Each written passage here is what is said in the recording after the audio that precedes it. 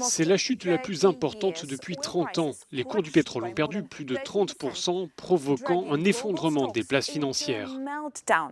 Alors, qu'est-ce qui s'est passé et pourquoi ? La Chine est le premier importateur de pétrole au monde. Le pays consomme environ 14 millions de barils de pétrole par jour. C'est l'équivalent de ce que consomment ensemble la France, l'Allemagne, l'Italie, l'Espagne, le Royaume-Uni, le Japon et la Corée du Sud.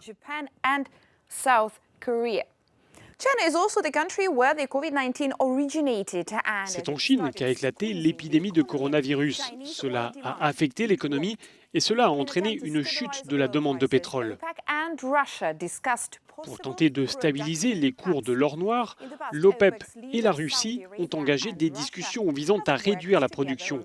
Par le passé, les Saoudiens et les Russes étaient parvenus à s'entendre. Mais là, ça n'a pas été le cas. La dernière rencontre n'a pas abouti à un accord, ce qui a conduit à une baisse des cours.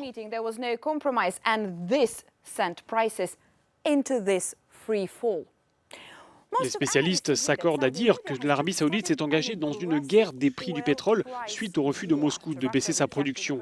La décision russe a fait voler en éclats le format appelé OPEP+.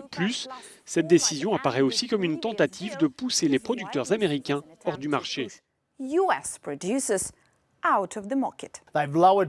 Les Saoudiens ont fait baisser les prix et ils vont augmenter leur production. C'est vu comme une tentative d'isoler les concurrents russes et américains et cela pourrait se traduire par une baisse significative des prix du pétrole. La demande de pétrole devrait diminuer en 2020 en raison de l'impact de l'épidémie de coronavirus qui affecte des économies déjà fragilisées. Pour les investisseurs, les ingrédients sont réunis pour provoquer une tempête. On a le cocktail idéal pour une crise boursière, c'est-à-dire un impact économique lié à un choc exogène, c'est le coronavirus, qui peut entraîner des économies en récession, on parle notamment de la zone euro.